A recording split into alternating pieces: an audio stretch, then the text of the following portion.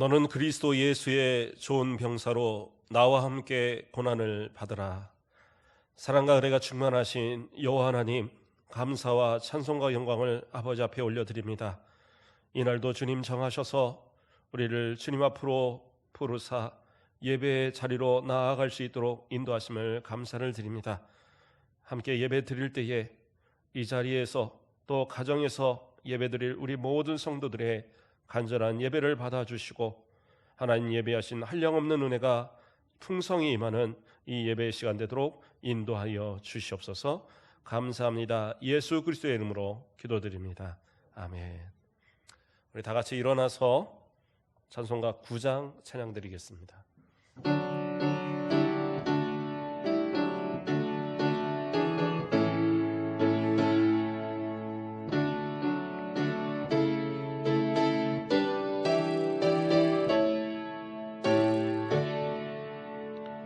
하늘에 가득 찬 영광의 하나님, 만한 존귀하신 하나님, 생명과 빛으로 지혜와 권능으로 언제나 우리를 지키시는 하나님, 성부와 성자와 성령 삼위의 하나님, 우리 예배를 받아주시옵소서.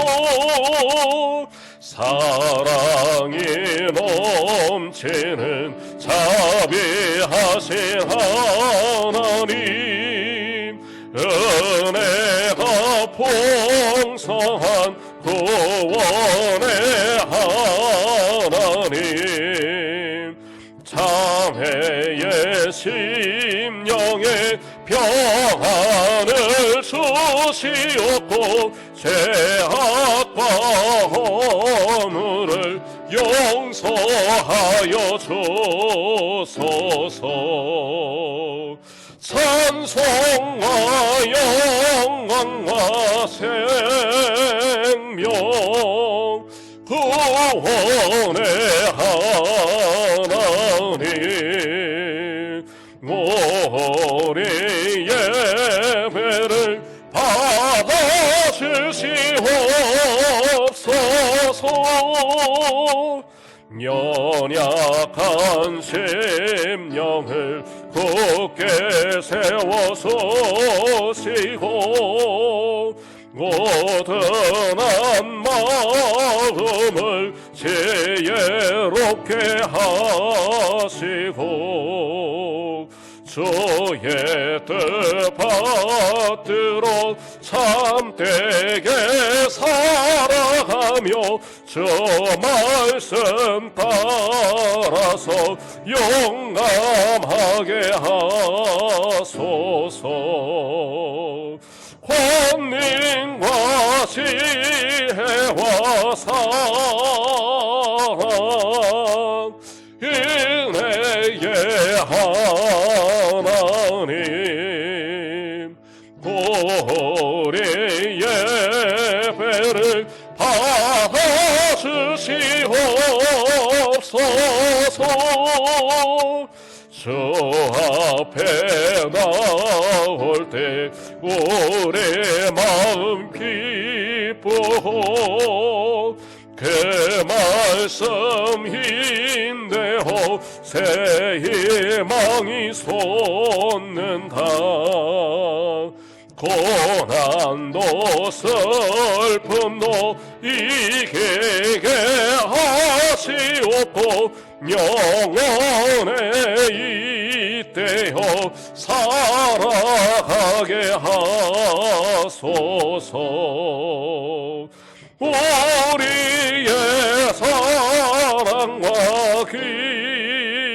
기쁨 생명의 하나님, 예배를 받아주시옵소서.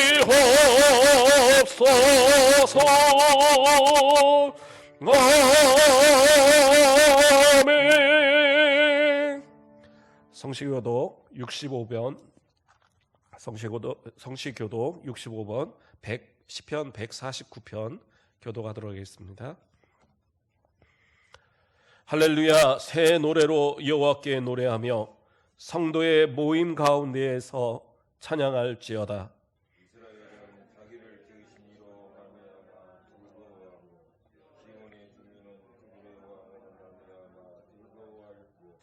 춤추며 그의 이름을 찬양하며 소고와 수금으로 그를 찬양할지어다.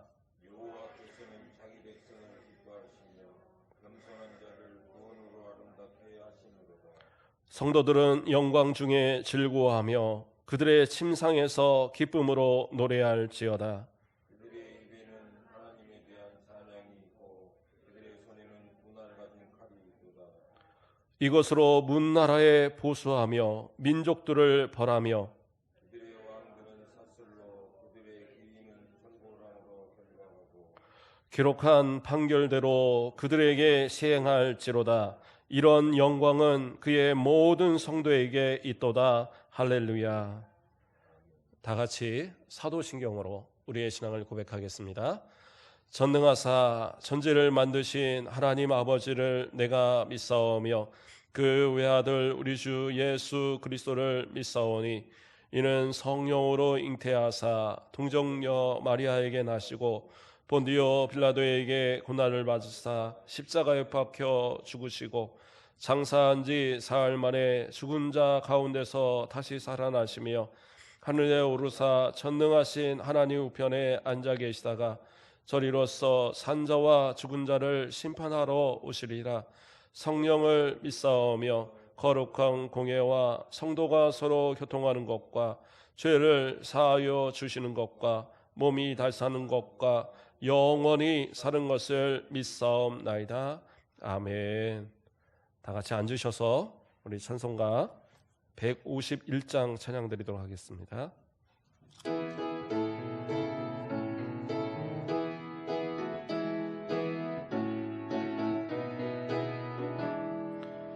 만왕의 왕 내 주께서 왜 고초당했나. 예 벌레 같은 날 위에 그 보혈 흘렸네. 십자가 내가 처음 볼 때에 나의 맘에 큰 고통 사라져 오늘 믿고서 내는 밝았네. 참내 기쁨 영원하도다. 주 십자가 못 박힘은 속죄함 아닌가. 그 공여함과 그 은혜 말할 수 없도다. 십자가 내가 처음 볼 때에 나의 맘에 큰 고통 사라져 오늘 믿고서 내는 밝았네. 참내 기쁨 영원하도다. 널 울어도 그 큰 은혜 다 갚을 수 없네. 나 주님께 몸 바쳐서 주의 일 힘쓰리. 십자가 내가 처음 볼 때에 나의 맘에 큰 고통 사라져 오늘 믿고 서내는 밝은 내일 참 내 기쁨 영원하도다. 아멘. 우리를 대표해서 강은택 장로님 기도해 주시겠습니다.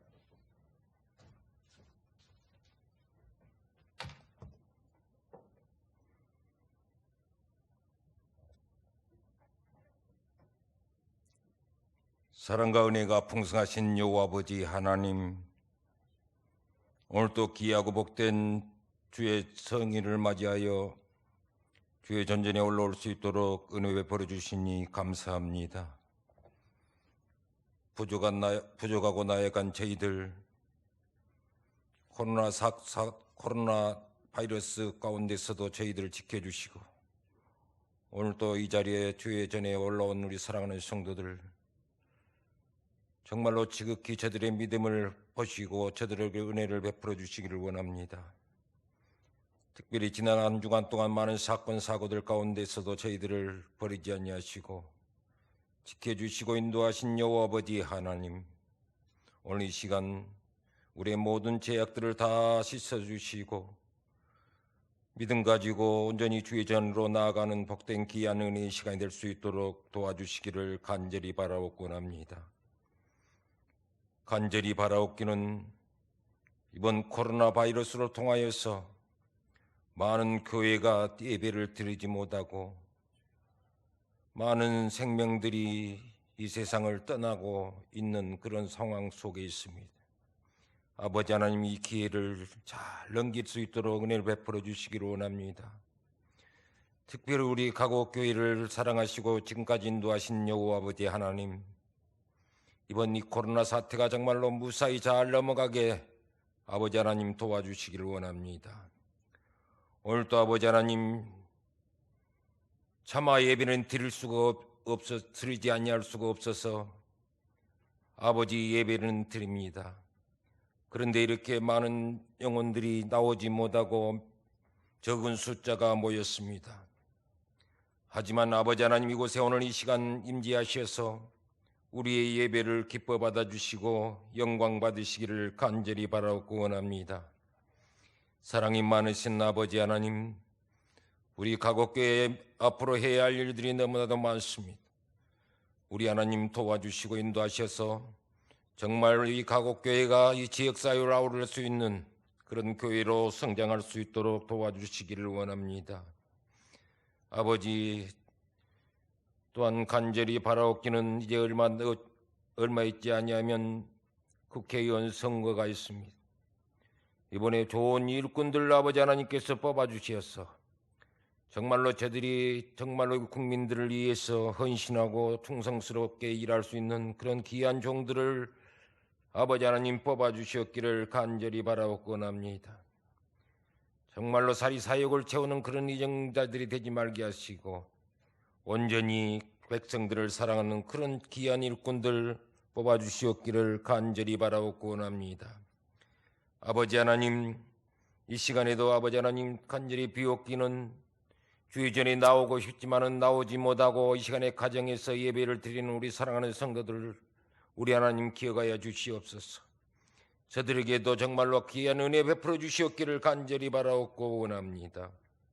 아버지 하나님, 이 시간에도 우리 사랑하는 주의 종 목사님 단상에 세우셨습니다.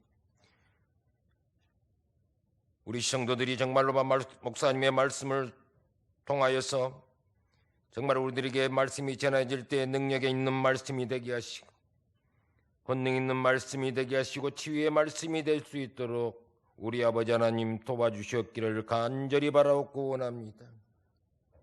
또한 목사님께서 말씀을 전하실 때에 이 자리에 참석한 우리 사랑하는 모든 성도들과 가정에서 예배를 드리는 사랑하는 우리 성도들이 정말로 더욱더 신앙에 더욱더 돈독해질 수 있도록 도와주시고 질병이 떠나가고 모든 문제가 해결되고 가정의 문제, 자녀의 문제, 물질과 금전 문제, 장막 문제, 직장과 사업 문제, 모든 기타 모든 문제들이 다 해결되는 그런 귀하고 놀라운 은혜의 시간이 될 수 있도록 도와주시기를 원합니다. 아버지 하나님, 오늘 이 예배를 온전히 기뻐 받으시고 오직 하나님 홀로 영광 받으시옵기를 간절히 바라옵고 원할 때에 나를 구원해 주신 예수님의 이름으로 감사하옵고 기도드리옵나이다. 아멘.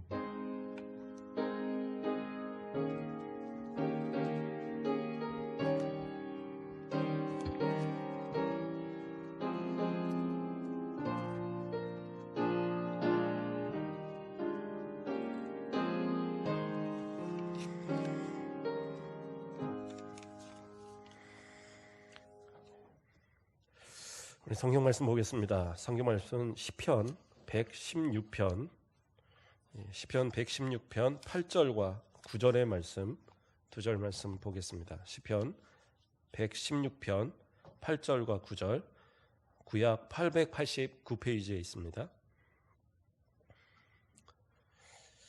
제가 봉독해 드리겠습니다. 주께서 내 영혼을 사망해서 내 눈을 눈물에서 내 발을 넘어짐에서 건지셨나이다. 내가 생명이 있는 땅에서 여호와 앞에 행하리로다. 아멘. 오늘 이렇게 또 하나님 앞에 예배 드릴 수 있음에 감사를 드립니다. 일주일 동안 계속 또 새벽 예배도 없고, 그래도 새벽 시간 되면 깨지더라고요. 또 깨지고, 또 우리 성도들 생각도 나고, 속히 예배 시간이 회복이 돼야 되는데, 목회자도 그렇고 우리 성도들도 그렇고 정말 하나님 앞에서 어떻게 하는 것이 옳은 건지 참 힘든 그런 시기인가 아닌가 생각을 합니다. 또 오후 예배도 계속 예배 안으로 나가니까 또 예배를 드릴 수 있는 분위기가 안 된다. 그래서 제가 어제 토요일 날 한 3-4시간 걸린 것 같아요. 녹음 10분짜리 녹음하는데 이게 허공에 대고 이 설교를 하는 게 쉬운 게 아니더라고요. 그래서 방송으로 설교하시는 분들은 도대체 어떻게 하나 이런 생각도 들고, 그래서 제 서재에서 앉아갖고 녹화해서 또 이렇게 설교 올려놨어요. 그러니까 오후 예배 또 함께 들으실 분들은 또 영상 틀어놓고 또 함께 예배 드렸으면 합니다. 그래서 어쨌든 오전이 됐든 오후가 됐든 우리 말씀 가운데 떠나지 않고 또 이 주일을 주님 앞에 같이 또 은혜로 함께 영광 돌리는 그러한 저와 여러분 되시길 주님의 이름으로 부탁드리겠습니다. 오늘 말씀의 제목은 생명 있는 땅에서입니다. 생명 있는 땅에서. 오늘 본문의 내용은 시편 116편에 있는 말씀을 통해서 살펴볼 텐데요. 시편 116편은 저자가 정확하게 밝혀지지는 않습니다. 그러나 그 내용으로 볼 때에는 다윗이 그 아들 압살롬에게 쫓겨났을 때에 그 고난 가운데 있을 때에 그 모습을 회상하며 지은 시일 것이다. 이렇게 보통 추정을 합니다. 그래서 이 내용을 보면 참 고난 가운데 있는 자가 어떻게 그 고난을 이길 수 있는가, 그 고난을 통해서 진짜 믿음과 가짜 믿음이 어떻게 가려지는가에 대한 것을 우리가 살펴볼 수 있는 그러한 말씀이 아닌가 생각합니다. 그래서 오늘 이 말씀을 또 살펴볼 때에 이 말씀을 통해서 지금 이러한 코로나 사태 또는 내가 당하는 여러 고난 가운데서 하나님께서 주신 은혜로 내가 어떻게 이겨나갈 것인가, 또 지금까지 주신 하나님의 은혜가 얼마나 컸는가를 생각해보는 그러한 시간의 모습이 되시길 주님의 이름으로 부탁드립니다. 그 빌리 썬데이라는 목사님이 계세요. 그 목사님은 누구냐 하면 1800년대 말에서 1900년도의 초쯤에 미국에서 부흥 강사로 상당히 이렇게 유명했던 분이랍니다. 근데 이분이 원래는 야구 선수였는데 은혜 받고 회심하고 나서 내가 이대로 살 수는 없다. 그래서 어떻게 해요? 그 다음부터 내가 주의 복음을 전하는 사람이 되겠다. 그래서 집회를 보통은 이렇게 텐트를 쳐놓고 그리고 거기서 사람들을 모아놓고 이렇게 집회를 하고 했는데 어떤 분이 이제 그 기록을 남겨놨는데 이 빌리 썬데이 목사님을 통해서 이렇게 결신한 그러한 성도들이 약 90만 명 정도 된다고 그러더라고요. 제가 목회자로서 제가 살아가는 동안에 몇 명이나 이렇게 결신을 시킬 수 있을까 이런 생각을 해보면 참 대단한 분이시죠. 옛날에는 그런 어떤 뜨거움들이 있었던 것 같아요. 그러니까 저도 한번 그 내용을 읽으면서 그래, 그런 모습이 회복이 돼야 되는데 이런 생각을 좀 해보게 됐어요. 제가 왜 이 빌리 선데이 목사님을 이렇게 소개를 하냐면, 그 유진 피터슨 목사님이 쓴 그 부활이라는 책에 보면 이 빌리 선데이 이 목사님이 남긴 글을 써놨어요. 그래서 그것을 빌리 선데이 공식이라고 말을 하는데, 그걸 제가 잠깐 읽어드리겠습니다. 톱밥 길을 걸어 나와서 무릎을 꿇고 그리스도를 구주로 영접한다. 그리고는 텐트 밖으로 걸어 나가서 길을 건너다가 이름 모를 트럭에 치여 천국으로 직행한다. 무슨 말인지 이해가 가셨어요? 예. 여기서 말하는 이제 톱밥길이라는 건 뭐냐면, 옛날엔 텐트를 쳤잖아요. 텐트를 치니까, 그리고 이제 설교를 하고 하니까 비가 오거나 땅이 질거나 그러면 안에서 이렇게 오가는데 힘드니까 가운데 통로에다가 톱밥을 깔아놓은 거예요. 톱밥을, 그러면 이제 물기도 흡수하고 위에서 단단하게 이렇게 걸어올 수 있어서, 그래서 이제 톱밥을 깔아놓고 마지막 결신할 때에 이제 결신해서 하나님 앞에 회개하고 이제로 주님의 뜻대로 살고 싶은 사람 나오십시오. 기도해드리겠습니다. 그러면 가운데 통로로 해서 이렇게 쭉 나와서 무릎을 꿇고 앉는 거예요. 그럼 이제 목사님이 설교 끝나고 나서 같이 통성기도하고 내려가서 안수기도 해주는 그런 이제 모습이 있었던 겁니다. 그래서 미국에는 회개한다라는 말을 다른 말로 톱밥길로 나아간다 이런 말을 쓰기도 한대요. 자, 어쨌든 그 톱밥길을 얘기하는 건데, 거기로 나와서 결신하고 무릎을 꿇고 저 문 밖을 나가서, 우리로 말하면 저기 지금 찻길로 나갔는데 자기도 뭐 일부러 그런다는 게 아니라 그 길을 건너다가 갑자기 버스가 하나가 달려오다가 쾅 해서 죽고 천국 간다. 이게 제일 간단한 천국 가는 방법이라는 거예요. 물론 무시무시한 얘기는 합니까? 그런데 이제 이 말은 뭐냐면, 여기서 회개하고 그 다음에 나가서 바로 죽으면, 그러면 천국 가는데 의심할 여지가 없잖아요. 지금 분명히 회개하고 예수를 영접하고 정말로 변화된 모습을 가지고 나갔는데 죽었어요. 그러면 그 사람은 천국 간 거니까. 그러니까 천국 가는데 가장 안전한 방법이다. 그래서 이게 빌리 선데이의 공식이에요. 근데 이 말씀을 얘기하는 이유는, 그렇다고 그러면 예수 믿고 빨리 죽어라, 그 의미가 아니라, 예수님 믿고 나서 천국 갈 때까지 그렇게 간단하게 살아가는 건 아니다라는 걸 얘기하고 싶은 거예요. 왜요? 우리가 예수님 믿고 천국 가는 데까지 그 사이에는 다 시간이라는 것이 존재해요. 그 틈이 존재한단 말이에요. 어떤 이는 10년, 어떤 이는 20년, 어떤 이는 30년, 어떤 이는 40년, 일생을, 그렇죠? 우리 아이들 같이 저렇게 어린 아이들은 앞으로 뭐 5, 60년, 70년 이렇게 앞으로 살아가야 될 수 있어요. 그 간격을 살아가는 것이 그렇게 쉬운 것은 아니더라는 거예요. 그러니까 지금 예수 믿고 천국 가는 건 가장 쉬운 방법이고, 그러나 내가 이 나머지 시간을 어떻게 살아가느냐에 따라서 천국을 갈 수 있느냐 못 가느냐가 그렇게 가려진다라는 거예요. 이것이 쉬운 일이냐? 쉽지 않다는 걸 말하기 위해서 이 말씀을 남겨놓은 거예요. 그래요. 천국 가는 것은 사실은 그렇게 쉬운 모습이 아니다라는 겁니다. 오늘 본문의 이야기도 인생을 살아가면서 나오는 여러 가지 고난, 참을 수 없는 고난 가운데 우리가 어떻게 견뎌야 되는 거예요. 이 고난을 잘 견뎌내서, 그리고 또 믿음이 또 성장을 하고, 그래서 주님 앞에 갈 때까지 끝까지 나아가면 되는데, 어떤 이들은 고난이 올 때 이 고난을 위해서 넘어지고 실패하고 떠나가는 이들도 나타나더라는 거예요. 힘들고 어려운 일은 이 땅을 살아가며 없을 수는 없어요. 다 누구나 당합니다. 그런데 그 고난을 이겨내는 사람들은, 그러한 사람들은 하나님께서 택하신 백성, 하나님께서 구원하시기로 계획한 그들만이 그 길을 갈 수 있는 거예요. 그러면 저는 자꾸 넘어지고 쓰러지는데 저는 버린 자식인가요? 아니요. 인생이라는 것은 그런 굴곡이 있는 거예요. 때로는 넘어지기도 하고 또다시 일어나고 넘어지고 또다시 일어나고 반복해 가는 거예요.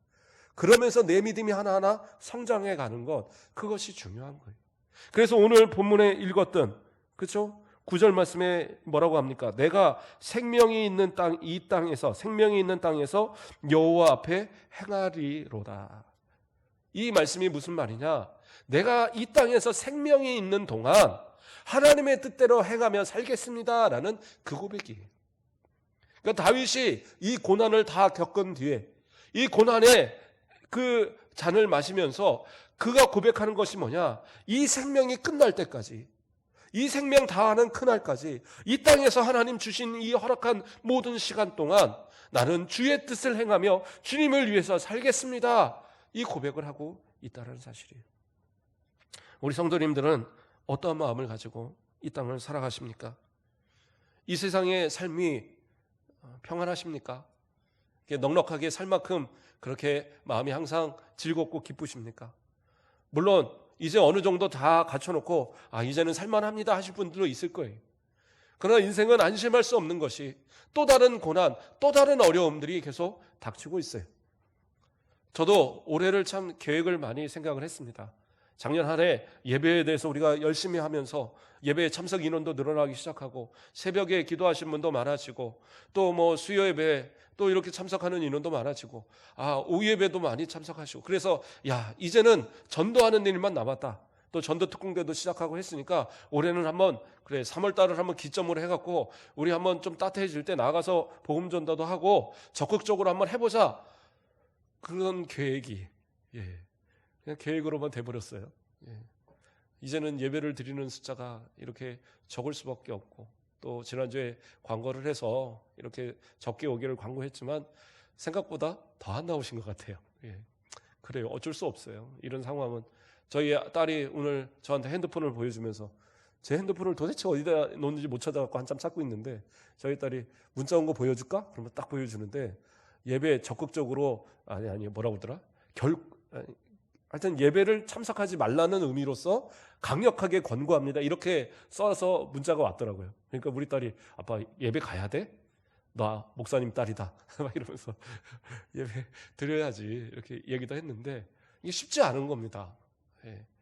그래도 우리 사랑하는 성도들은 가정에서 아마 이 말씀을 또 들으면서 함께 예배에 동참하리라 믿습니다.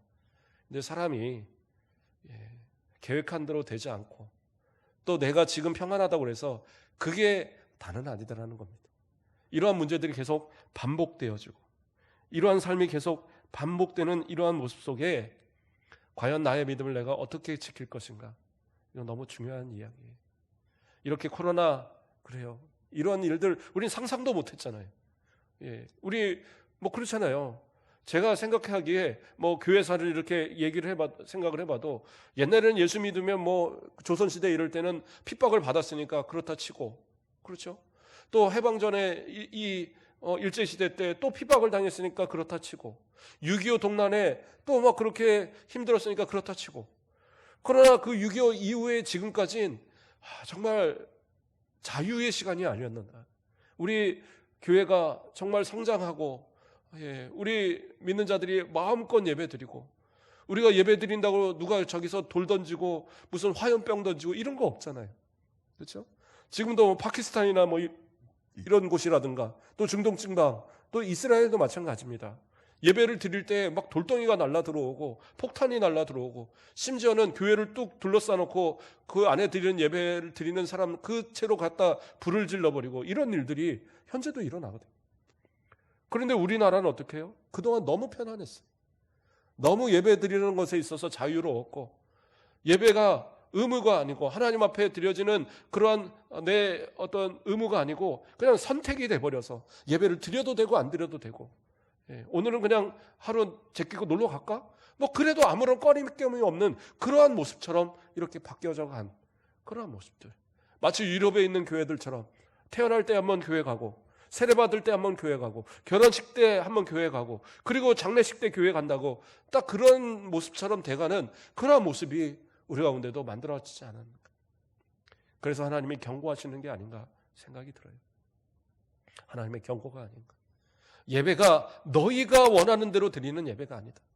하나님이 은혜 주셨으니까 하나님이 기회를 주시니까 하나님이 보호하시니까 드려지는 예배가 바로 이것이다라고 우리에게 알려주는 것이 아닌가. 그래 참 마음이 아픕니다. 그럼 곧 회복해야죠. 그래도 4월 넘어가면 이제 아이들 개학 기점으로 해서는 우리 예배 회복하자고요. 그리고 우리 이 순천 안전하잖아요. 그래도 지금 뭐 그 계속 뭐 의심자 했다가도 다 음성이고 괜찮다고 그러고 계속 나눈 거 봐서는 이 전남 지역은 안전해요. 그런데 이제 그래도 조심은 해야 되죠. 우리가 예배를 회복해서 성도들이 나온다 그래도 뭐 한동안은 마스크도 끼고 손소독도 하고 다 해야 되겠지만 지킬 것은 지키되 이제 속히 좀 회복해야 되지 않을까. 그런 마음의 그런 간절한 목회자의 마음이 있습니다. 자, 이런 고난의 때에도 우리는 하나님의 뜻이 무엇인가를 자꾸 발견하고자 해야 돼요. 그리고 하나님이 주시는 그 뜻을 생각하며 내 신앙을 지키기 위한 몸부림이 있어야 되는 거예요. 우리가 깨닫지 못한다면, 우리가 돌이키지 못한다면, 아직도 우리의 마음이 주님 앞으로 회복되지 못한다면 더 큰 무엇인가가 우리에게 다가올 수도 있어요. 예배 드리는 것이 방해되고, 예배 드리는 것이 그런 불법이 되고, 예배 드리는 것이 사람들에게 손가락질 당하는 이런 일이 이루어져서는 안 되잖아요. 그래서 우리 장로님 기도하신 것처럼 우리 기도해야 됩니다. 교회를 위해서도 기도해야 되고, 나라를 위해서도 기도해야 되고, 우리 계속 그러한 모습들이 있어야 되는 거예요. 생명이 있는 이 땅에서 내 생명이 다하는 그날까지 우리 주님의 뜻을 행하며 주님이 원하시는 뜻대로 살아가겠다는 그러한 다짐을 우리가 잃어버려서는 안 된다는 사실입니다. 그것이 바로 우리의 모습이어야 된다는 거예요. 다윗은 시편 116편 10절에서 11절 말씀에 내가 크게 고통을 당하였다고 말할 때에도 나는 믿었도다. 내가 놀라서 이르기를 모든 사람이 거짓말쟁이라 하였도다. 다윗이 그렇게 힘들었다는 걸 지금 고백하고 있는 거거든요.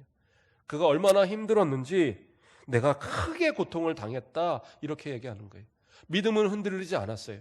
그래서 뭐라고 그래요? 내가 그렇게 말할 때에도 나는 믿었도다. 그래요. 나는 믿음은 있었지만 그러나 내가 믿는 가운데 나도 모르게 도대체 이 고통이 언제까지 가는 거야? 이 고통이 도대체 언제까지 이렇게 갈 거야? 그런 한탄이 나오더라는 거예요. 그럴 때 있잖아요. 신앙에 좋은 사람들도요. 고통이 계속 되어지면 그거 참 힘든 거예요. 아는 고통이 더 힘든 게 아닌가. 이건 뭐 작은 예지만 제가 교통사고를 몇 년 전에 당했었어요. 크게 당했습니다. 제가 받고 뒤에서 저를 받고 그래서 저는 안전벨트도 다 했는데 갈비뼈가 부러질 정도로 충격을 받았으니까 큰 사고죠. 그래서 병원에 입원했는데 목사님이 입원했다고 하니까 제가 이전에 있던 교회가 작지는 않잖아요. 그래서 제가 광고하지 말아달라고 했는데 담임 목사님이 광고를 해놓으셔갖고 정말 제일 아픈 일주일 동안에 한 200명 이상은 오신 것 같아요. 병문안을. 그 오죽하면 그 병원이 큰 병원이었는데 그래도 뭐 작은 병원은 중형 병원이었는데 안내하시는 분이 가서 정못에 딱 나오니까 306호요 하고 바로 알려주더라고요. 그 정도로 사람들이 막 몰려와갖고 제일 힘든 게 뭐냐면 갈비뼈가 아프면요 누웠다가 일어나는 게 진짜 고통이더라고요. 그때 막 여기가 살을 째는 아픔이 와요. 그런데 이제 잡고 일어서고를 반복을 해야 되잖아요. 또 성도들이 왔는데 내가 또 누워만 있을 수는 없고 거기다가 또 제일 아픈데 이분들이 궁금하잖아요. 어떻게 사고가 났는지 자꾸 물어보는 거예요. 그러니까 그걸 또 다 똑같은 얘기를 수백 번을 했어요. 수백 번을.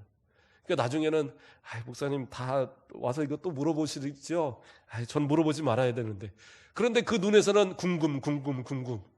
그러니까 어쩔 수 없이 또 얘기해주고 그거 얘기하다 보니까 일주일이 가고 그러니까 좀 살겠더라고요. 그 다음부터. 그래도 다친 거는 낫는다는 보장이 있으니까 견딜만 해요. 그렇잖아요. 그런데 내가 도대체 이 고통이 언제 끝날지 모르는 그런 높은 불치병에 걸린 분들이라든가 혹은 삶의 고난들이 물질의 문제, 무슨 어떤 환경의 문제 이러한 여러 문제들이 나를 계속 이제는 끝났나 보다 했는데 더 밑으로 이제는 끝난다 했는데 더 끝모를 바닥으로 떨어지는 이러한 상황을 계속 반복될 때 그래요. 믿음은 지킬 수 있을런지 모르지만 그러나 내 입술에서는 나도 모르게 나오는 한탄은 어쩔 수 없잖아요. 그러니까 다윗도 뭐라고 얘기하느냐? 이 더 큰 고난, 이 큰 고난을 내가 당하고 있다. 이런 고백을 하더라는 거예요. 그러면 또 사람들은 그 옆에 와서 또 뭐 합니까? 위로해요. 위로한답시고 한참 얘기를 합니다. 욥 같은 경우도 어떻게 했어요? 새 친구가 와서 막 그렇게 엉엉 맨날 며칠을 울어주고 그리고 위로한다고 하는 것이 뭐냐면 그때부터 마음을 휘벼 파는 거예요. 위로가 아닌 거예요. 그러한 모습이 지금 바로 이 다윗의 모습인 거예요. 그래서 뭐라고 얘기를 합니까? 그가 고백하는 것이 바로 그 뒤에 나온 것이 내가 놀라서 이르기를 모든 사람이 거짓말쟁이다. 사람의 말은 위로가 안 되더라는 거예요. 조금만 견뎌봐, 참아봐, 그러면 괜찮을 거야. 뭘 괜찮아요? 기다려도 또 더 바닥으로 가는데, 그래, 조금만 견뎌봐. 그러면 다 시간 지나면 뒤돌아보면 다 그거 추억으로 남는 거야. 뭔 추억이 남아요? 더 안 좋아지는데. 이런 마음들이 생기면 위로가 안 되는 거예요. 제가 언젠가도 얘기했죠. 어렸을 때 다리가 아파갖고 뭐 침인가 뭐를 맞는데 너무 아파 죽겠는데 할머니가 옆에서 주여 하면 안 아파, 주여 하면 안 아파. 안 아프긴 뭘 안 아파요. 아파 죽겠는데. 근데 저도 이제는 하나님을 부르고 아버지를 부르고 주여 부릅니다. 그것이 이제 내 마음 가운데, 내 안에 이것이 정말 진짜 힘이고 능력이구나를 깨닫는데, 이걸 깨닫지 못하면요, 옆에서 무슨 얘기를 해도 하나님, 예수님 아무리 찾아도요, 위로 안 돼요. 그게 일반적인 사람의 모습이다란 말이에요. 도대체 그 고통이 어느 정도의 고통이냐? 3절 말씀을 보면 사망의 줄이 나를 두르고 수월의 고통이 내게 이름으로 내가 환난과 슬픔을 만났을 때, 이렇게 얘기하고 있어요. 뭐예요? 수월, 사망, 죽음 얘기하는 거예요. 죽을 것 같은 고통, 죽을 것 같은 지금 상황, 죽지 못해 사는 이러한 고통의 상황, 이 상황이 계속 반복될 때에 과연 뭐라고 얘기하겠어요? 그러니까 세상에 믿을 놈 하나 없다, 이런 소리 하는 거예요. 그래서 바로 이 말이 그렇잖아요. 다 거짓말쟁이다. 뭐예요? 믿을 사람 하나도 없다. 그 소리 하고 있는 거예요. 제가 예전에 사역하던 교회에 아들이 불치병으로 이렇게 치료받다가 호전되는가 했는데 갑자기 이렇게 급격하게 나빠지더니 이렇게 먼저 하늘나라 갔어요. 그 아플 때에 제가 병원도 가고 가정도 신방에서 같이 기도도 하고 이렇게 했었는데 아이가 이제 죽는 거예요. 이제 앞으로 한 몇 시간 못 삽니다. 그래서 이제 임종 때문에 이제 달려가서 기도도 하고. 이제 이걸 어떻게 해요? 제가 그 어머니가 보니까 거의 뭐 기절할 것 같아. 그 집사님, 그래서 그 남편 집사님한테 이럴 때는 남자가 좀 담대해야 돼요. 그러니까 집사님이 좀 강하게 하시고 우리 아들 위해서 기도하고 우리 부인 집사님이 좀 잘 위로해 주세요. 제가 그렇게 부탁을 했거든요. 근데 아니더라고요. 반대였던 거예요. 장례 다 치르고 나서 여자 집사님은 교회를 나오는데 남자 집사님은 교회를 안 나와요. 왜 그런가 했더니 교회 가서 이 아들 낫게 해달라고 기도했던 그 마음이 생각이 나니까 그 자리에 가서 내가 앉아 예배를 못 드리겠더라고요. 진짜 그 마음을 회복을 못 하더라고요. 그래서 제가 1년쯤 지나면 되겠지, 2년쯤 지나면 되겠지. 2년 동안 제가 아이 기일 되었을 때 바로 가까이 납골당이 있어서 가서 같이 예배를 드렸어요. 예배도 드려주고. 그랬는데 알고 보니까 이 아버지가 도대체 마음에서, 아들도 하나 있는데 큰 아들이 그렇게 하니까 아들을 마음에 못 지우겠으니까 핸드폰에다 사진 놓고 맨날 그거 보면서 울면서 하루도 안 빼놓고 그 납골당을 오가면서 아들 얼굴 보고 울고 오고 울고 오고 거의 폐인이 돼 가더라고요. 그 고통을 해결할 방법이 없는 거예요. 그러니까 교회도 위로가 안 되고 옆에서 무슨 말을 해도 위로가 안 되고 나중에는 연락을 끊어버리더라고요. 전화를 안 받아버리고 연락도 안 받아버리고. 이 남자들이 때로는 여자들보다 더 이게 약한가 봐요. 좀 담대할 줄 알았는데 오히려 더 담대함이 없더라고요. 그렇죠. 자식을 잃은 슬픔. 그래서 뭐 그런 얘기 있잖아요. 부모는 죽으면 산에다 묻고 자식을 죽으면 내 가슴에 묻는다 그러잖아요. 평생이 지나도 정말 죽는 그 순간까지도 기억해서 안 잊어버린다고 그러더라고요. 그러한 어떤 자식을 잃은 고통, 그 가운데 누구의 위로도 어떠한 기도도 도움이 안 되더라는 거예요. 왜 그래요? 진짜 주님의 위로를 느끼지 못했으니까 그런 거예요. 그것이 안타까웠어요. 저는 교회 나와서 말씀을 들으면서 함께 기도하면서 좀 위로가 되면 그렇게 회복이 될 텐데, 그러니까 똑같은 상황에서도 교회를 또 잘 나오고 하시는 집사님 가정이 있는데 그 가정은 진짜 또 신앙이 잘 회복이 되고 또 아이가 또 천국에서 만날 소망 가지고 그런 회복이 되는데, 그러한 어떤 말씀이 주어지지 못하고 그 마음 가운데 주님을 만나는 그러한 어떤 이 과정이 없으니까 이 회복이 안 되는 거예요. 얼마나 가슴이 아픕니까? 그러니까 그런 사람 앞에서는 누가 무슨 얘기를 해도 다 거짓말로 들리는 거예요. 사람 앞에서는 위로받을 방법이 없어요. 그러니까 사람의 위로로 안 되면 그때는 누굴 찾아야 돼요? 하나님 찾아야 돼요. 그 방법밖에 없어요. 그래서 시편 146편 3절에도 뭐라고 합니까? 귀인들을 의지하지 말며 도울 힘이 없는 인생도 의지하지 말지니, 이렇게 이야기하고 있어요. 인생은 의지할 존재가 못 돼요. 내 부모도 내 평생을 책임져 줍니까? 아니요. 부모는 먼저 가시잖아요. 그럼 내 자녀 내가 평생 책임질 수 있어요? 못 하잖아요. 또 내가 먼저 가니까. 인생은 힘을 줄 수 없어요. 정말로 어제까지 믿었던 사람이 오늘 나를 사기치는 경우도 있고요. 그렇죠? 죽을 위기가 되면 아무리 살아가는 사람도 손을 놔버리게 되는 게 그게 인생의 모습이에요. 제가 수영을 잘 못하는데 이제는 헤엄을 배워서 겨우 빠져 죽지는 않는데, 예전에 이제 어머니가 저하고 이렇게 어디 강가에 놀러 갔어요. 제 사촌 동생들하고. 사촌 동생 하나가 물에서 빠져갖고 허우적거리는 거예요. 얘가 한 번 들어가고 두 번 들어가고 세 번째 안 나오는 거예요. 강가인데 큰일 났잖아요. 그러니까 어머니가 내가 시골에서 수영 좀 했다 그러더니 덩치도 있으신데 그분이 막 들어가셔갖고 헤엄을 들어가서 애를 푹 잡은 거예요. 잡은 것까지는 좋았는데 애가 손을 안 놓더라는 거예요. 그러니까 막 매달리니까 이 한 손으로 헤엄을 못 치는 거예요. 그래서 허우적대시면서 아들아 나 좀 잡아줘 그러는데 모래가 쑥 들어가는 거예요. 그러니까 제가 이 손을 잡으려다가 들고 이 작대기 찾는다고 뛰어나왔어요. 그래서 작대기 한참 찾다 보니까 뒤에서 어머니가 얘야 나 나왔다 그러더라고요. 이 사람이 그렇더라고요. 예.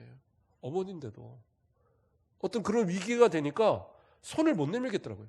근데 만약에 그때 같이 들려갔으면 저도 빠지고 셋 다 빠져 죽는 거예요. 그런 상황이긴 한데 그래도 사람 마음이 그렇잖아요. 그 어머니한테 너무 미안한 거예요. 어머니가 손을 내밀면서 잡아달라고 그러는데 내가 빠져 죽을까 봐 이걸 그게 사람이더라고요. 인생을 믿을 사람이 없어요. 그러면 누굴 믿어야 돼요? 우리는 하나님을, 나의 하나님만을 의지하고 믿어야 되는 거예요. 목사님도 그래요. 저도 우리 성도들을 위해서 주의 종으로서 기도하고 그런 거 참 좋아요. 또 하나님 앞에 기도합니다. 주신 말씀으로 기도하라 하셨으니까. 그렇죠? 야고보서 5장 14절 말씀을 보면 너희 중에 병든 자가 있느냐? 그는 교회의 장로들을 청할 것이요 그들은 주의 이름으로 기름을 바르며 그를 위하여 기도할지니라. 여기서 장로들이 목사님 얘기하는 거거든요. 그러니까 목사님 가서 기도하는 것, 그렇게 말씀에서 얘기하신 그 말씀이에요. 그러니까 가서 기도하고 주의 이름으로 기도하고 주의 이름으로 축복하고 그렇게 하는데, 그래도 어떤 분들은 기도했는데도 병이 중해지고 아까도 얘기했지만 기도했는데도 아이가 죽고 이런 일들이 일어나요. 그러면 목회자가 너무 능력이 없어서 그런가? 무슨 베드로 사도처럼 기도 한번 하면 죽는 자가 막 일어나고 막 이런 역사가 좀 일어나야 되는데, 안진병이가 막 일어나고 이런 역사가 일어나야 되는데 저는 그런 능력은 없거든요. 그래도 주님 주시는 이 능력 가지고 주의 이름으로 기도하고 축복하는 거예요. 왜요? 일으키시는 이는 하나님이시고 도움을 주시는 이는 누구예요? 하나님이세요. 그 하나님을 믿는 믿음으로 기도하고 또 그 기도를 받는 이가 믿음으로 기도할 때 믿음의 역사가 일어나는 거거든요. 하지만 목회자도 도움이 되지 못해요. 그럼 우리는 누구를 의지해야 됩니까? 하나님만 의지해야 되는 거예요. 그래서 4절 말씀을 보면, 그렇죠? 16장 4절 말씀은 여호와는 은혜로우시며 의로우시며 우리 하나님은 긍휼이 많으시도다. 그러면서 5절 말씀이죠. 그리고 4절 말씀이 뭐라고 합니까? 내가 여호와의 이름으로 기도하기를 여호와여 주께 구하오니 내 영혼을 건지소서 하였도다. 그러니까 이 어려움 상황에 아무도 도움을 주지 못할 이 상황에 다윗은 그래요. 인생 의지하지 않고 누구를 의지해요? 하나님을 의지한 거예요. 그래서 하나님께 뭐라고 그래요? 여호와여 나를 도와주소서. 나를 도와주소서. 누구에게요? 하나님 앞에 기도한 거예요.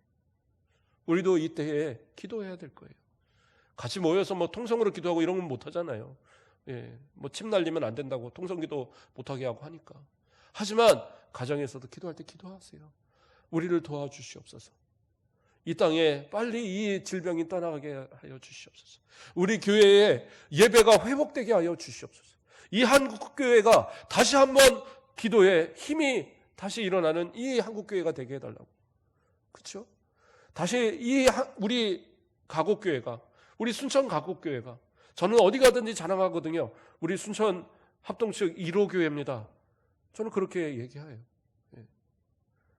그러한 어떤 모습들, 그렇죠? 이 모습을 통해서 다시 이 가곡교회가 이 지역을 다시 한번 일으키는, 이 지역을 다시 한번 복음으로 이끌어가는 그러한 장자교회의 역할을 감당하는 이런 교회 되게 해달라고 우리 기도하자고요. 하나님 앞에 기도하면 하나님이 들어주실 거예요. 뿐만 아니라 우리 각 성도들의 가정의 문제들도 하나님 앞에 기도하세요.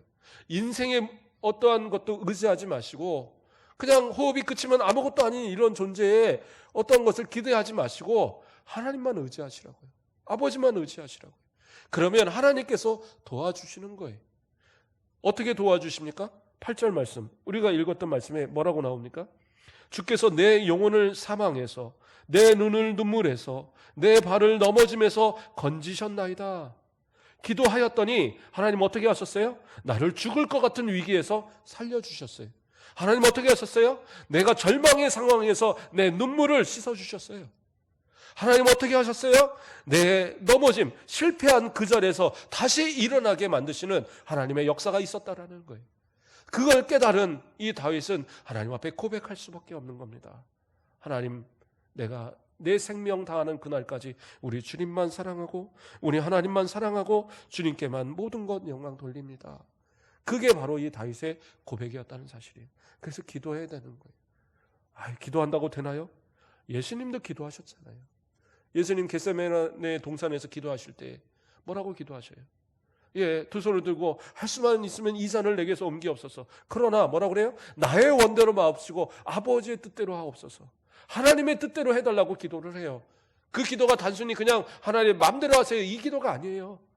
하나님이 원하시는 뜻대로 저 십자가의 고통, 저 그 고난의 자리를 감당하게 해달라는 기도예요. 그 힘든, 인간으로서 도저히 감당할 수 없는 그것을 견뎌나가서 그 고난의 강을 건너게 해달라는 간절한 외침이고 기도예요. 그 기도를 예수님도 드리셨다니까요.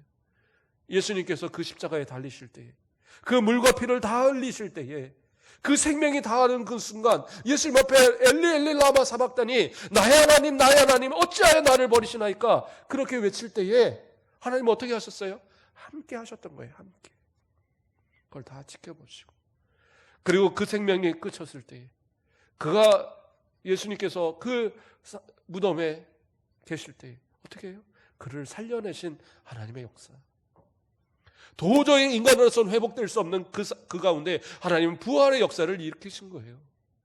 그 하나님이 우리와 함께 하시는 겁니다. 그 하나님이 우리의 하나님이세요. 그 하나님이 바로 내 아버지시라니까요. 그런데 무엇을 걱정합니까? 하나님 앞에 기도하세요. 하나님께서 내 영혼을 사망에서 저 천국으로 이끌어 주실 거예요. 내 어려운 문제를 해결해 주실 거예요. 내 눈물을 닦아주시고 내게 웃음을 회복해 주실 거예요. 내가 넘어진 자리에서 다시 나를 일어날 수 있도록 부활의 소망을 가진 우리들의 삶을 만들어 주신다라는 것. 그렇다면 우리는 어떻게 해야 됩니까?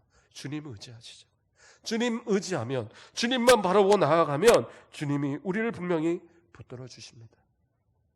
그 은혜를 체험하고 나니까, 그 은혜가 자기한테 너무 충만하니까 다윗은 뭐라고 얘기합니까? 12절 말씀에 내게 주신 모든 은혜를 내가 여호와께 무엇으로 보답할까? 한번 돌아보세요. 하나님이 주신 은혜가 얼마나 큰지, 그렇죠? 하나님이 주신 은혜가 얼마나 큰지 한번 돌아보시라고요. 그 은혜를 내가 어떻게 갚아 오셨습니까? 하나님 앞에 그냥 나와서 예배드리고 헌금 딱 드리고 나는 내 할 일 다 했습니다 이러고 사시나요? 아니요. 내가 도대체 무엇으로 하나님 앞에 영광드리며 살까? 그래서 9절에 고백한 그러한 고백이 나오는 거예요. 내가 살아있는, 이 땅에 살아있는 모든 시간 동안 그 순간순간마다 내가 이제는 하나님의 뜻을 행하고 이제는 하나님이 원하시는 대로 저는 살아가겠습니다. 그 고백을 하는 거예요. 그렇게밖에 하나님 앞에 갚을 길이 없잖아요. 돈으로 갚을 수 있나요? 내가 무슨 더 열심을 다해서 어떤 큰 어떤 공적을 세워서 할 수 있나요? 그거 아니에요. 주님의 뜻을 바라보고 그 뜻을 주님이 원하시는 그때까지 순종해서 충성해서 그것을 끝까지 이루어내는 것, 그게 우리들이 할 수 있는 그 마지막의 모습인 거예요. 그래서 마지막으로 18절에서 뭐라고 얘기합니까? 내가 여호와께 서원한 것을 그의 모든 백성이 보는 앞에서 내가 지키리로다. 삶 속에서 지켜가겠다는 얘기예요. 사람들이 바라보는 모든 가운데 지켜가겠다라는 거예요. 내가 그리스도인이라는 사실, 내가 하나님의 자녀라는 사실, 내가 하나님의 사람으로서 부끄럽지 않다는 이 사실을 보이며 살았다라는 거예요. 옛날에도요, 전염병은 많았어요. 옛날에도요, 죽을 병은 많았어요. 그러나 그때마다 그리스도인들이 다 숨고 다 뒤로 물러났나요? 그러지 않았어요. 그들도 다 두려웠습니다. 그들도 다 무서웠어요. 그래도 하나님 앞에 예배드렸고, 그래도 그들도 나아가서 오히려 약한 자들을 돌보며 살았어요. 그래서 옛날에 로마 시대 때나 뭐 이런 때 그 죽은 자 막 전염병에 걸리면 사람들이 길거리에 막 나가 떨어지는 거예요. 막 쓰러지고. 그러면 어떻게 해요? 사람들이 무서워서 건들지도 못해요. 그러면 그 사람들 누가 치웠느냐? 그리스도인들이 나가서 다 치웠다고 그러더라고요. 그러니까 누구는 그런 얘기를 하더라고요. 그 사람들은 결코 하나님이 지켜주셔서 자기는 전염병이 걸리지 않을 거라는 그러한 확신이 있으니까 그래서 갔다 그렇게 했을 거야. 말도 안 되는 얘기예요. 다 두렵지요. 그때라고 그리스도인들하고 안 죽었겠어요? 다 죽었어요. 그러나 우리는 뭐가 있어요? 천국의 소망을 가지니까 위험에 빠진 자들을 위해서 헌신했던 거예요. 그러한 모습이 그리스도인들의 모습이었습니다. 물론 우리 다 조심해야 되고 이런 어려운 때에 또 사람들에게 위협이 되는 그런 행동을 해서는 안 되겠지만, 그러나 분명하게 나의 믿음을 돌아보십시오. 내가 하나님 앞에 또 사람 앞에 그리스도인으로서 어떠한 모습을 보이고 살아가는가. 우리의 예배드림이, 우리의 기도함이 그들에게 어떤 유익이 가는 건지 그들이 생각할 수 있어야 돼요. 그렇죠? 어떤 어려움이 생기면요, 믿지 않는 친구들도 믿는 사람들에게 기도해달라고 그래요. 저도 그러더라고요. 어떤 친구가 예전에 친한 친구들이 자기는 어려운 일을 생기면 그래도 네가 기도하면 좀 나으니까 네가 기도해줘 그러더라고요. 자기는 교회도 안 다니면서. 그 사람들도 생각해요. 하나님의 능력이 어떠하다는 것을. 믿는 자들이 이 땅을 위해서 기도하는 것, 그것만큼 큰 일이 없어요. 그러나 기도하지 않으니까, 예배드리지 않으니까, 삶 속에서 하나님의 그 말씀을 실천하지 않으니까, 그러니까 사람들의 손가락질이 나오기 시작하는 거예요. 우리 하나님 앞에 다시 한번 힘내자고요. 그리고 기도합시다. 하나님 우리를 도와주세요. 그리고 하나님의 은혜를 체험하고 우리 이 땅에서 생명이 다하는 그날까지 주님을 위해서 살겠노라 마음에 다짐해 보십시다. 그리고 나아가서 내가 하나님 앞에 무엇으로 보답할까? 삶을 통해서 말과 행동과 모든 삶의 부분 속에서 하나님께 영광이 되는 그러한 저와 여러분의 모습 되시길 주님의 이름으로 축복합니다. 기도하겠습니다. 사랑의 하나님, 감사를 드립니다. 우리를 살려주시고 우리를 도와주시고 우리를 이때까지 인도하심을 감사를 드립니다. 어떠한 상황에서도 어떠한 어려움 가운데서도 우리 넘어지거나 쓰러지지 말게 하시고 또 우리 힘이 없는 인생을 의지하지 말게 하시고 오직 여호와 하나님만 의지하여서 믿음으로 끝까지 승리할 수 있는 우리 성도들 되도록 인도하여 주시옵소서. 날마다 하나님의 영광을 위해서 내 생명 다하는 그날까지 주님만 바라보고 주님만 의지하며 오직 주님의 뜻을 이 땅에 나타내며 살아가는 우리 모든 성도들의 모습 되도록, 또 하나님의 주시는 은혜의 모습으로 삶의 모든 것 하나님 책임주시고 인도해 주심을 따라 모든 어려움 가운데 하나님께서 그 눈물도 씻어주시고 사망에서 그 영혼을 건져주시고 넘어진 자리에서 세워주시는 은혜가 우리 성도들에게 충만할 수 있도록 인도하여 주시옵소서. 감사합니다. 예수 그리스도의 이름으로 기도드립니다. 아멘. 우리 찬송가 430장 찬양 드리겠습니다. 430장.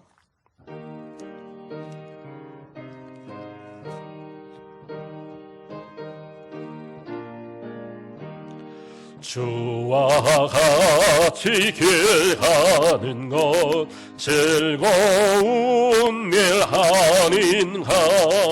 우리 우리 주님 걸어가신 발자취를 밟겠네. 한 걸음 한 걸음 주 예수와 함께 날마다 우리 걸어가리. 어린 아이 같은 우리 미련하고 약하나 주의 손에 이끌리고 생명길로 가겠네. 한 걸음 한 걸음 주 예수와 함께 날마다 우리 걸어가리.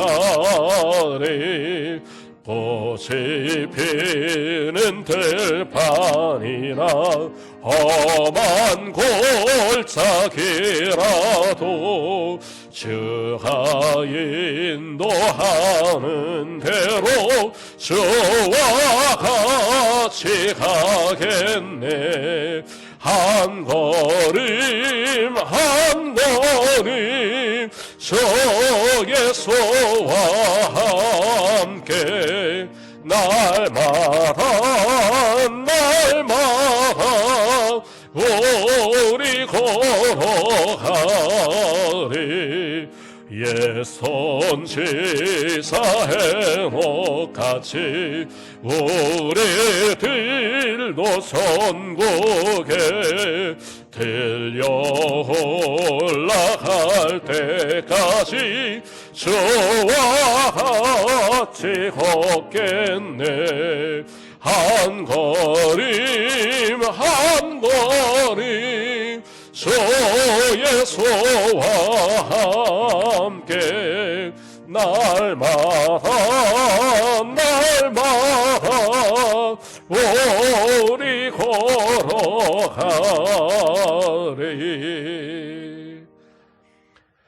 사랑과 은혜가 충만하신 여호와 하나님, 감사와 찬송과 영광을 아버지 앞에 올려드립니다. 이 거룩한 날 주님이 정하신 이 시간에 우리 성도들이 이곳에서 또 가정에서 하나님 앞에 예배 드릴 수 있도록 이끌어 주심을 감사를 드립니다.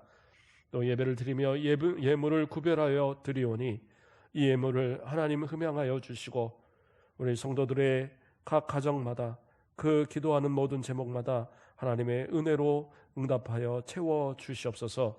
우리 성도들의 또 이 코로나로 인하여서 여러 걱정과 근심 가운데 있는 성도들, 질병 가운데 자유할 수 있도록 하나님 건강을 지켜주시고 이 일로 인하여 사업에 여러 가지 문제들이 있는 이 때를 또 잘 넘길 수 있도록 하나님 까마귀를 보내셔서 그 문제들을 해결하여 주시고 사르바 가부의 그 도움으로 하나님 해결하듯이 모든 예비하신 것으로 우리 성도들의 모든 삶의 문제들을 해결하시고 인도하여 주시옵소서. 기도하는 모든 제목마다 하나님 함께하여 주셔서 이때에 또 기도함으로 하나님께서 그 이삭의 기도 가운데 100배의 소출을 허락하셨던 것처럼 어려움 당치 않도록 모든 삶 속에서 하나님 지키시고 인도하시고 보호하시는 그 복의 삶을 누려갈 수 있도록 인도하여 주시옵소서. 질병 가운데 있는 이들을 지켜주시고 깨끗게 하여 주시고 치유하여 주시고 속히 나음의 역사함들을 허락하여 주시옵소서. 삶의 모든 부분 가운데 함께 하시고 자녀들에게 복을 더하시고 믿음의 온전한 가정들로 축복하여 주시옵소서. 감사합니다. 예수 그리스도의 이름으로 기도드립니다. 아멘.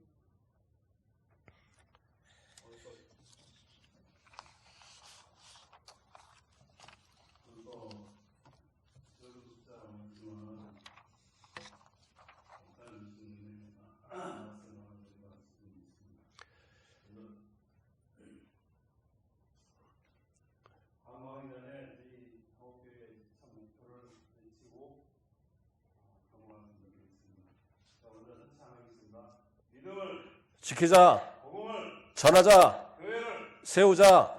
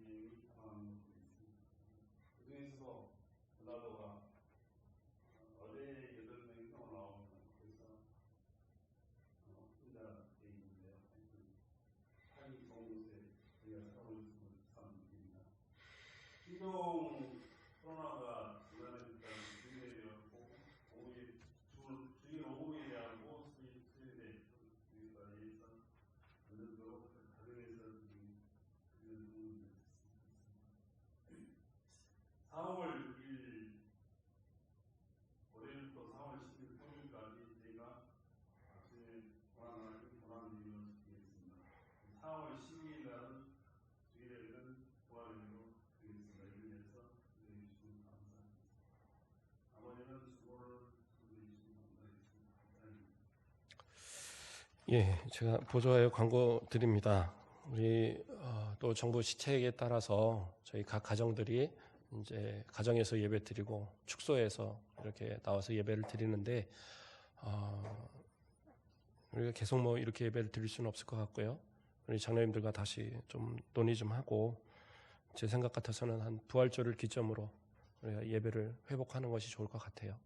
예, 그렇게 하고 각 우리 주일학교 예배들도 너무 지금 안 되고 있어서 그 아이들에 대한 어떤 영혼도 방치하면 안 되고 그래서 그때부터 우리가 좀 해야 되지 않을까. 그래서 오늘 우리 장로님들하고 좀 예배 끝나고 잠깐 좀 논의했으면 합니다. 그렇게 하고요. 또 오후 예배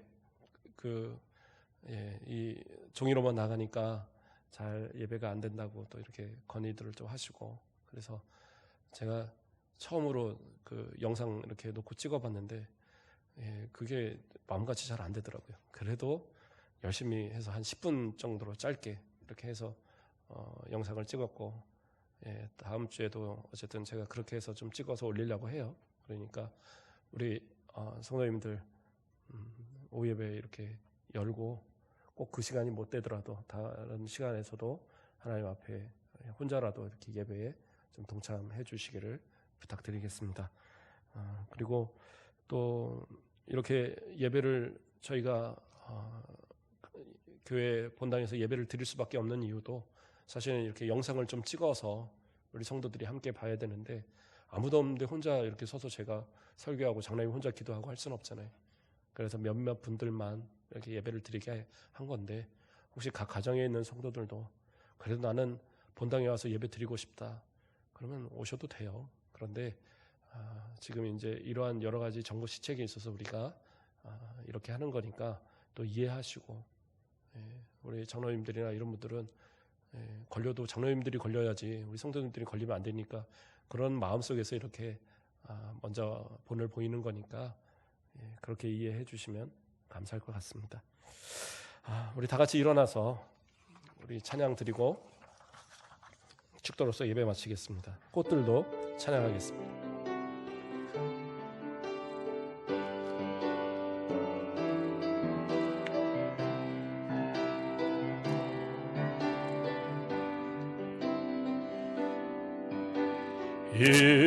이곳에 생명샘 솟아나 눈물 골싹 지나갈 때에